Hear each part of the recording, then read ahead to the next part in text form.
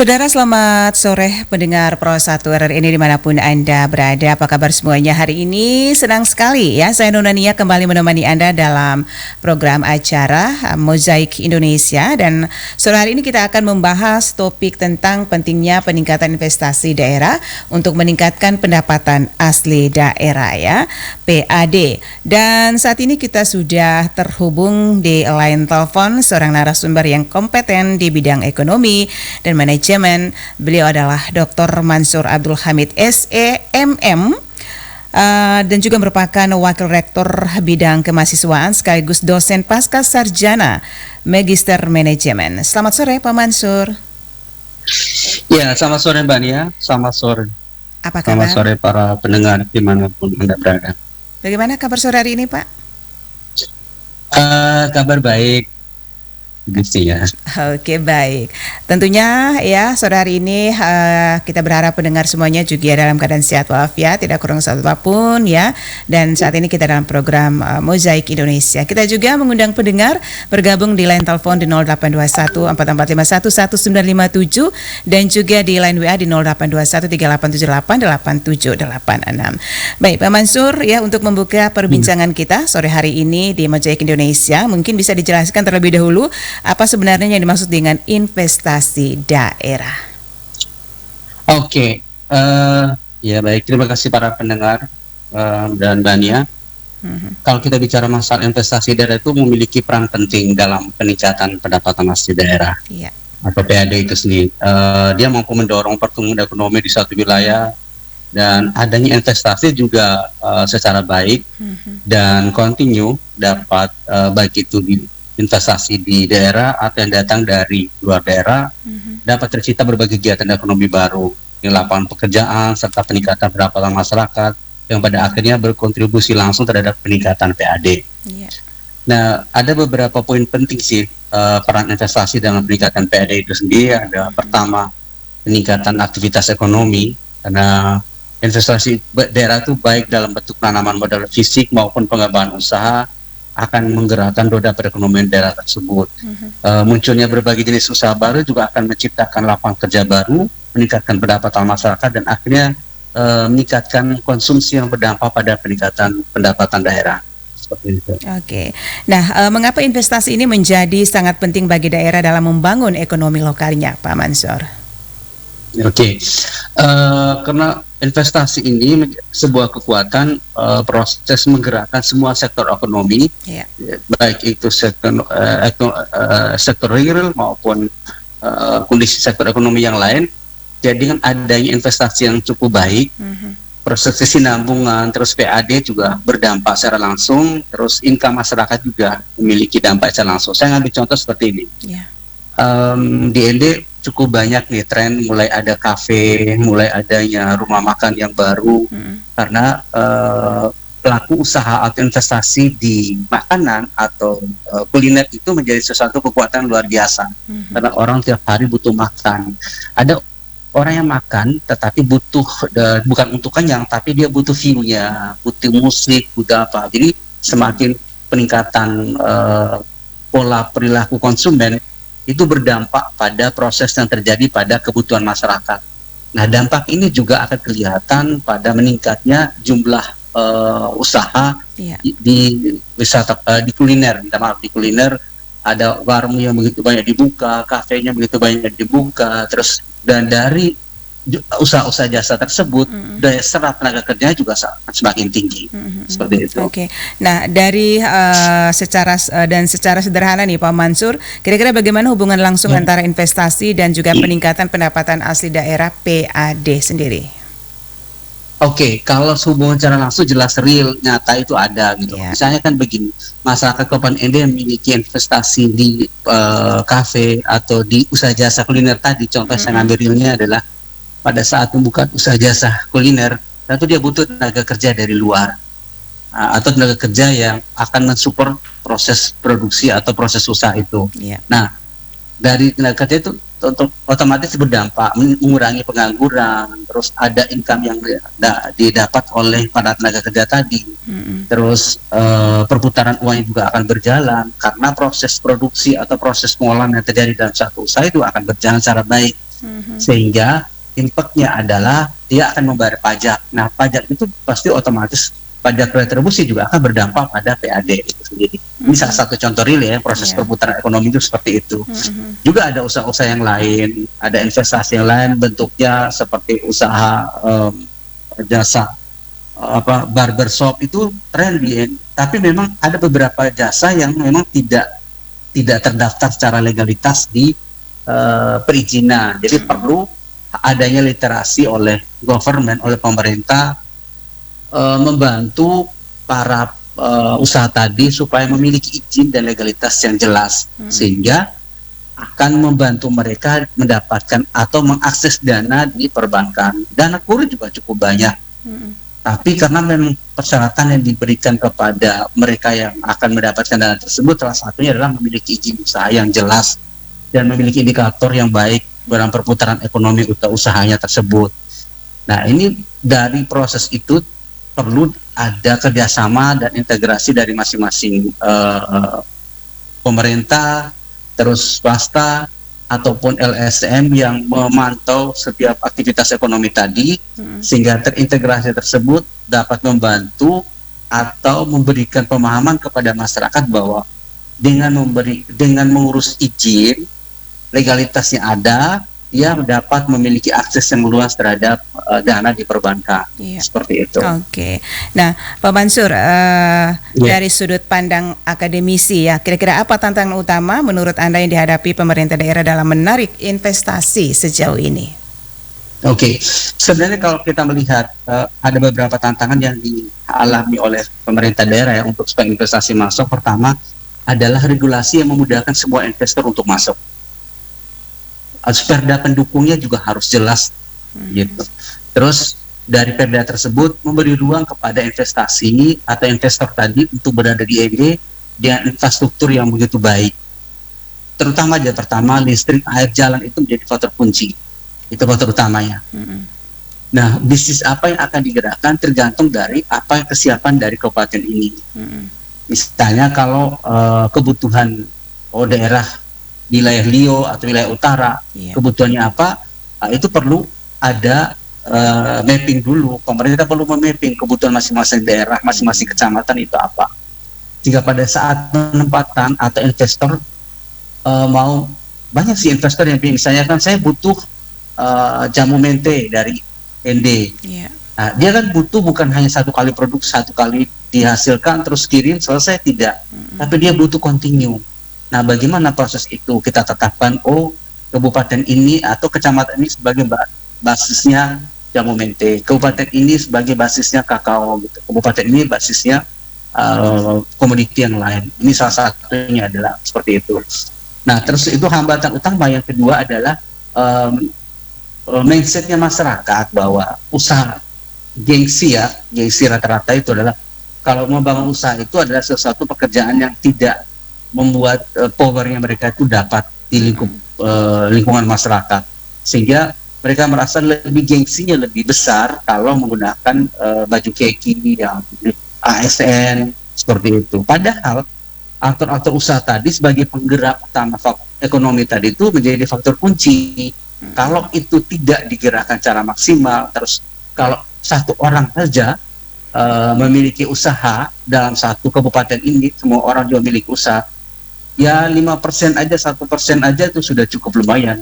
Arti berdampak secara nyata terhadap proses perubahan ekonomi di kabupaten ini, gitu. Karena perputaran uang juga akan makin banyak, gitu. Terus income-nya juga akan makin baik, terus pajak juga akan makin lancar, retribusi yang diberikan juga akan makin baik, dan kontribusi nyata adalah penerimaan PAD juga akan makin meningkat dari semua sektor-sektor tadi yang menjadi faktor kunci dalam menggerakkan ekonomi masyarakat seperti itu. Baik. Nah, jika kita menilik ya daerah di kawasan Indonesia, khususnya Indonesia Timur, yang lebih khusus lagi di Kabupaten Inde ini ya misalnya.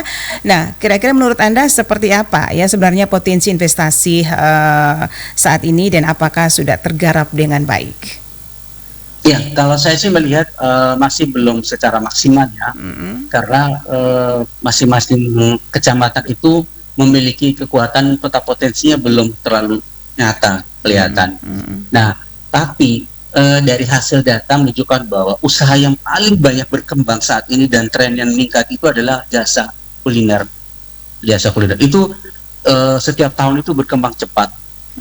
Terus hampir di semua rata-rata di kota, khususnya kota ND saja, hampir semua lini itu ada namanya jasa kuliner. Terus yang kedua, jasa salon, itu juga dia berkembang sangat cepat gitu. Terus barbershop itu salah satunya, ada dia berkembang hampir semua lini kita ketemu adalah barbershop gitu. Terus usaha bengkel. Nah, usaha-usaha ini adalah usaha-usaha nyata yang dapat menyentuh lapisan masyarakat. Terus setiap hari perputaran uangnya juga berjalan dengan baik. Itu memiliki dampak yang sangat bagus terhadap income-nya dari pelaku usaha tersebut. Oke.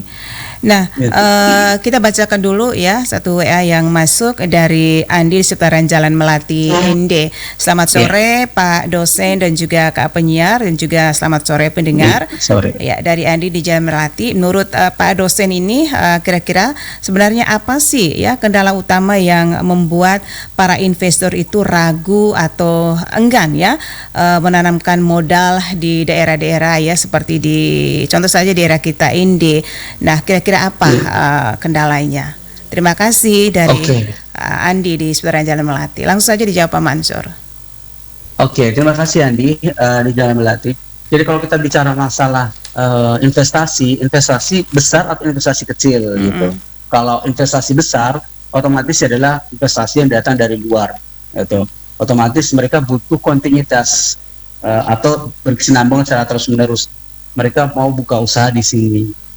Terus kalau kita bicara masalah investasi yang kecil adalah pemodal-pemodal lokal yang memang ingin membangun usaha terus mempekerjakan orang lain. Nah, kalau kita bicara masalah hambatan dialami oleh pelaku usaha-usaha atau pelaku usaha yang besar, bermodal besar tadi, otomatis itu adalah karena pertama, kendala yang dialami adalah legalitasnya harus jelas pada saat dia mengurus izin. Terus apakah birokrasi yang diberikan kepada mereka yang berinvestasi itu diberi kemudahan atau tidak.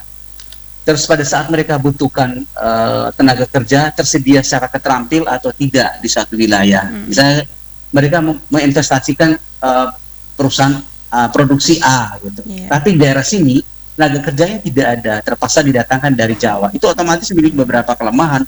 Artinya cost-nya akan lebih besar. Sehingga perlu ada kerjasama dengan Pemda, membangun kebijakan, memberikan mengatur perbu yang baik, terus membuka akses yang seluas-luasnya terhadap semua kecamatan itu, menjadi kekuatan usaha ekonomi mereka itu apa. Gitu. Misalnya kan daerah Lio apa yang dihasilkan, daerah utara apa, daerah timur apa gitu. Nah itu juga wilayah Nangapenda apa yang menjadi kekuatannya itu harus di mapping juga. Dan data Pemda itu perlu diberikan pemahaman kepada investor. Oh, kami perlu ada ini gitu. Nah, kami Pemda menyiapkan, kami sudah siapkan regulasi ini seperti ini. Kalau Anda datang, tenaga kerjanya seperti ini. Saya ambil contoh aja. Kenapa beberapa perusahaan itu keluar dari Indonesia? Salah contohnya dia pindah ke Vietnam, karena dia pindah ke apa? Karena di Vietnam, saya contoh ini, Vietnam, dia kayak Nestle ya, Nestle itu kan keluar dari Indonesia. Johnson & Johnson dia keluar dari Indonesia, dia pindah ke Vietnam. Kenapa dia pindah gitu? Karena memang di Vietnam dia sudah siapkan begitu banyak tenaga kerja, yang standar tenaga kerja itu sesuai yang diinginkan oleh para investor tadi. Nah begitu pun juga kalau analogi ini kita kembali ke daerah. Nah daerah harus menyiapkan tenaga kerja yang keterampilannya melebihi apa yang diharapkan oleh para investor tadi. Jadi pada saat investasi itu dilakukan di suatu daerah atau wilayah, tenaga kerjanya sudah disiapkan, terus semua perizinan sudah diberi kemudahan. Nanti awal-awal boleh kita diberi kemudahan, memberi kemudahan pada mereka investor, tapi nanti lama beberapa tahun baru kita evaluasi kembali apa-apa yang memberi kontribusi tinggi terhadap PAD, apa-apa yang tidak memberi kontribusi. Nah kita akan buat kebijakan-kebijakan yang lebih mengetatkan dengan aturan. Nah kalau hambatan sih memang cukup banyak, bukan bicara dari sisi Pemda saja, dari investasi juga. Pada saat investasi masuk suatu bulan, misalnya kan begini, di antara perbatasan Maumere itu menuju ke Kota Baru itu ada namanya perusahaan Komestra. Nah, Komestra itu sebenarnya perusahaan ini untuk mengantisipasi jangan sampai komoditi mente itu lari keluar. Misalkan gelondongan tuh lari keluar sampai ke Surabaya atau sampai kemana gitu, ke Makassar atau yang lain-lain. Nah, dengan adanya perusahaan tersebut dibuatlah kerjasama dengan Silver Queen, gitu. Itu sebenarnya kan mereka langsung di produksinya dibuat di situ, terus kalau beberapa produksi yang tidak bisa dibuat di situ baru dibawa ke Surabaya. Seperti itu. Sebenarnya kan untuk mengantisipasi jangan sampai kalau seandainya diproduksi di lokal ini tingkat kemampuan dan pemahaman juga sangat rendah sehingga mengganggu produktivitas, menghambat perputaran ekonomi atau produksi satu investasi tadi. Sehingga butuh keluar. Tapi karena sudah ada kebijakan, ada kemudahan, otomatis jaminan atau proteksi terhadap investor itu tinggi, sehingga mereka bisa membuka usaha di daerah. Baik, ya Pak Mansur, ini banyak daerah ya tentunya masih bergantung pada dana transfer ya dari pusat. Nah, kira-kira bagaimana menurut Bapak melihat urgensi kemandirian fiskal melalui optimalisasi investasi ya lokal ini?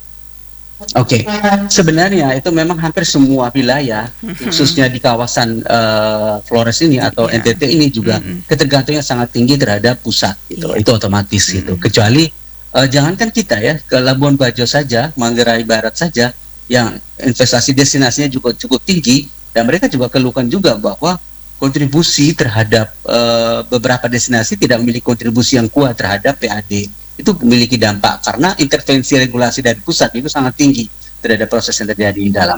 Nah, kalau kita bicara masalah beberapa daerah yang lain yang ketergantungan sangat tinggi terhadap pusat, itu memang sudah nyata dan real.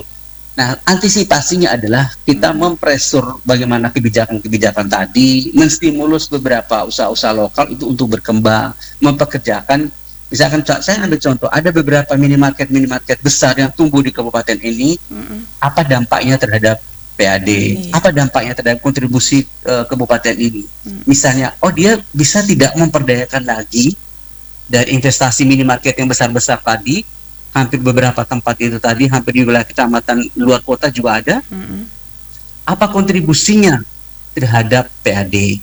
Apakah daya serap tenaga kerjanya cukup tinggi atau tidak? Itu perlu dievaluasi. Terus apa kebijakan diambil pada saat MOU awalnya dengan para investor yang di minimarket tadi. Nah, kalau dia mampu menggerakkan, dia sebagai induk semang dari startup yang lain, dalam arti sebagai induk semang untuk membantu lagi pelaku-pelaku usaha lain, startup yang muncul di wilayah-wilayah Kabupaten ND, itu jauh akan lebih bagus. Tapi hampir semua minimarket tadi tidak pernah menjual produk lokal kita. Nah, itu kan juga berdampak. Kalau dia menjadi inkubator bisnis untuk semua usaha-usaha yang lain, otomatis juga akan membantu perputaran ini. Tapi sama saja kan, hampir rata-rata minimarket tadi dia ngambil produk yang sama, terus dari Surabaya, terus jual di beberapa wilayah dengan layanan servisnya cukup bagus, tetapi dampaknya terhadap usaha-usaha kecil yang lain yang ada di sekitar minimarket tadi tidak akan berkembang. Dan pola ini berdampak pada habit yang timbul dari masyarakat, karena habit masyarakat itu berbelanja harus suasana ada musiknya, terus ada ber-AC, sehingga beberapa usaha-usaha kecil, kios-kios kecil tadi kan tidak bisa bergerak sama sekali. Dan itu berdampak secara nyata dan tidak bisa kita bohong. Oke, nah Pak Mansur, dari sisi kebijakan ya, kira-kira langkah-langkah strategis apa nih yang bisa diambil oleh pemerintah daerah ya untuk meningkatkan daya tarik investasinya?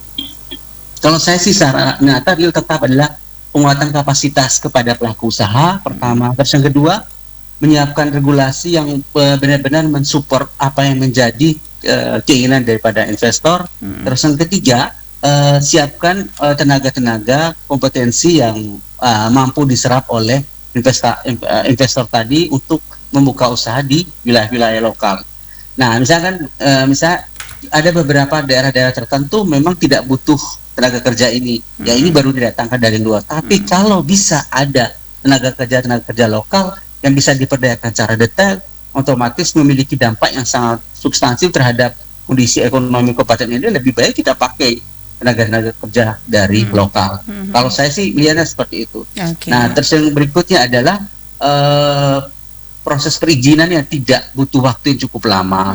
Kosnya untuk mengurus izin juga tidak banyak gitu. Artinya kan begini, misalkan begini, saya mengurus izin A, tapi dengan waktu yang berhari-hari itu sangat mengganggu.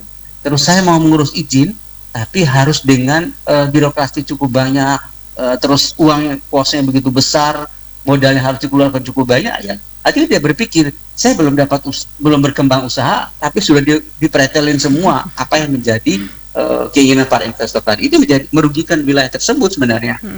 Dan itu perlu dipersiapkan, dan saya yakin beberapa kabupaten termasuk Kabupaten Ende juga sudah menyiapkan.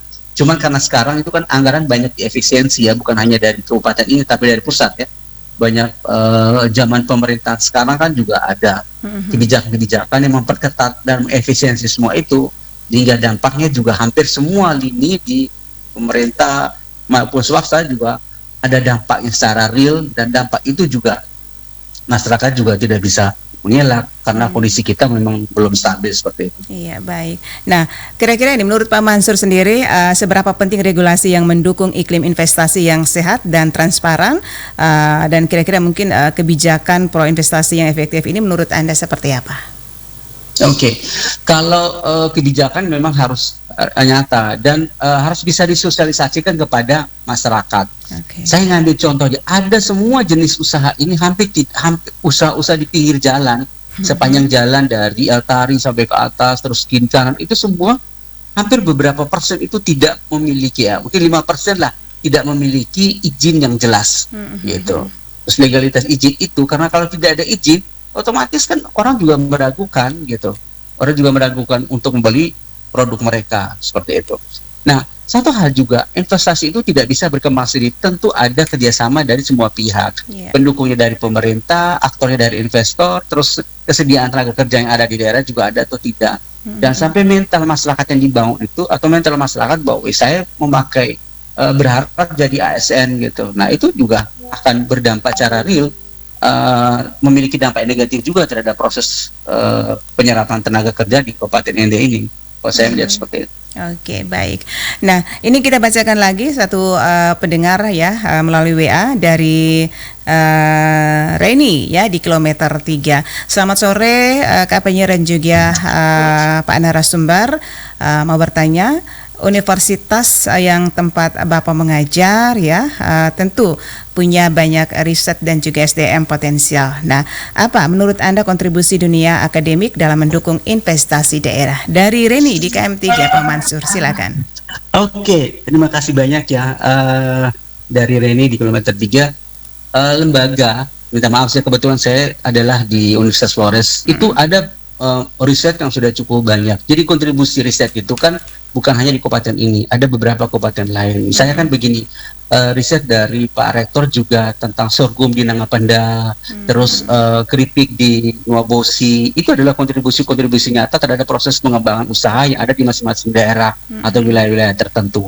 Nah, modal dari riset ini bukan dari apa, dari pemerintah. Beberapa dosen mengikuti hibah. Nah, dari hibah tersebut, hasil riset itu bukan hanya 1 tahun tapi multi years gitu, ada 3-4 tahun. Nah, dari hasil riset itu diaplikasikan ke masyarakat, terus disosialisasikan pada masyarakat. Memang tidak terpublish ya, ada beberapa yang tidak terpublish, bisa dijadikan karena standar daripada riset tadi bisa dipublish di Scopus atau di Sinta, sehingga banyak masyarakat yang tidak membaca itu ya, tidak paham apa sih sebenarnya. Tapi kalau beberapa real, sekarang ada yang namanya universitas berdampak atau kampus berdampak. Nah, Universitas Flores juga memiliki komitmen seperti itu sesuai dengan amanat dari kementerian, bahwa Universitas Flores berdampak itu bukan hanya satu sisi, tapi hasil-hasil riset tadi dijawantakan ke dalam bentuk hal-hal yang kecil. Misalnya pendampingan gitu loh, pendampingan ke berbagai macam UKM.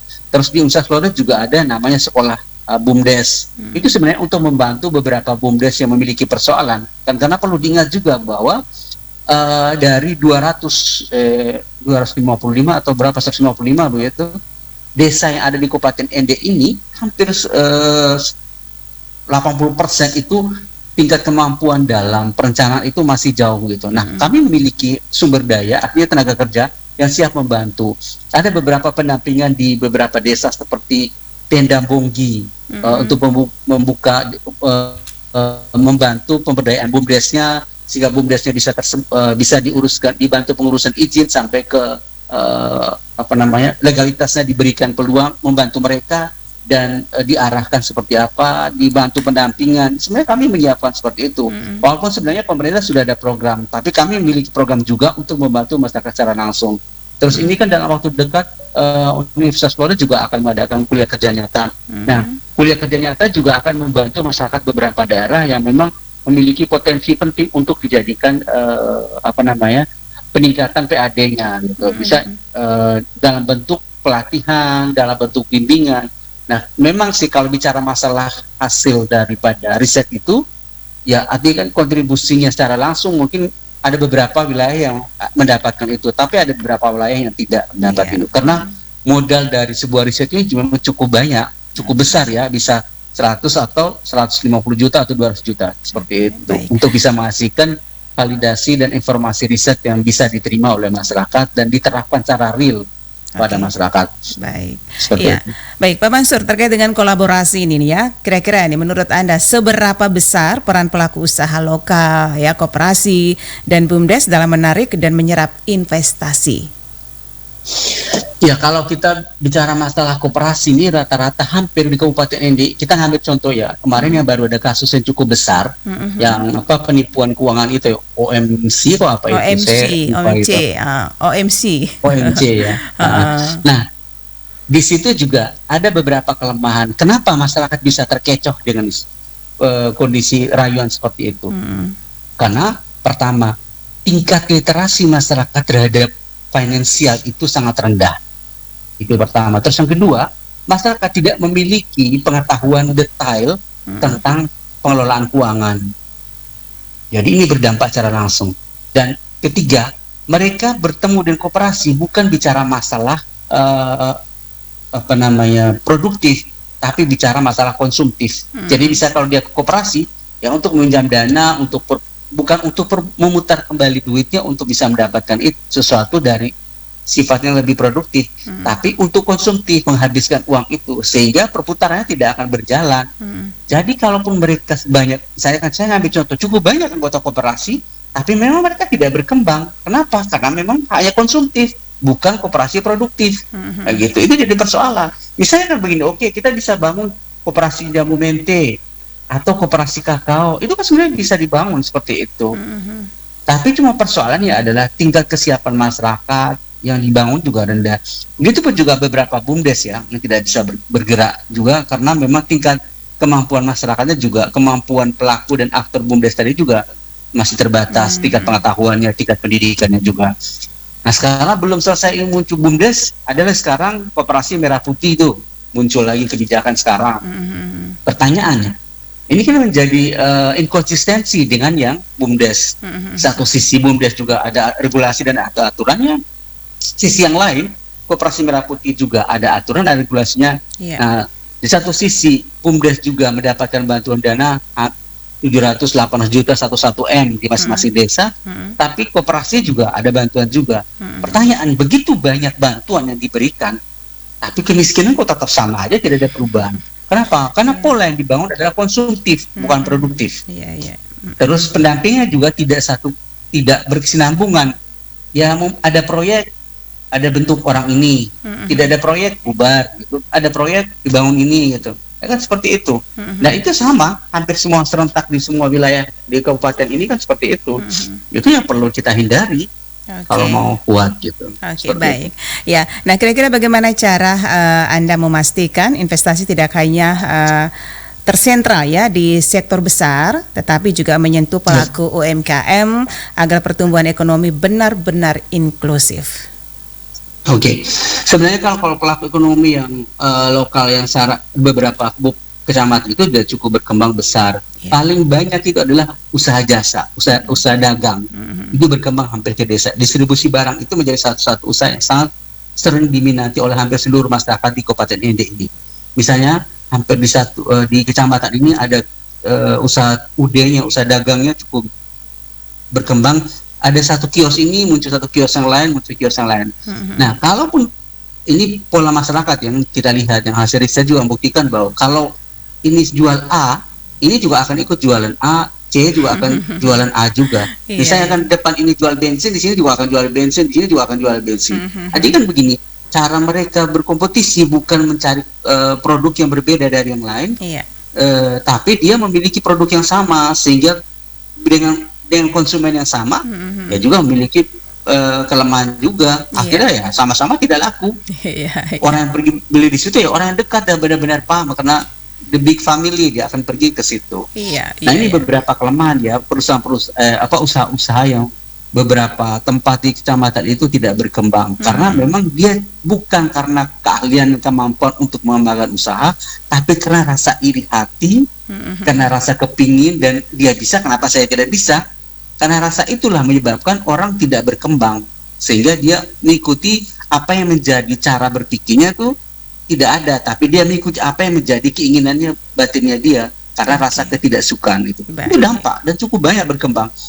Mungkin tahun-tahun pertama dia tapi setelah tahun kedua ya sudah akhirnya hilang. Mungkin tahun pertama di dalam toko atau kios itu full semua barang. Tahun kedua itu tinggal sedikit. Tahun ketiga, tahun keempat itu sudah hilang semua, tinggal kiosnya saja yang ada di situ. Dan memang pertama karena tidak ada manajerial yang dibangun di dalam manajemen di dalam usaha itu tidak ada. Jadi misalnya akan usaha itu produk itu diambil, terus orangnya itu tidak dicatat, ya otomatis berdampak. Misalnya kan begini, usaha dia membeli produk itu di toko, terus tapi kalau di situ, produk itu sudah ada semua di satu kios, terus tiba-tiba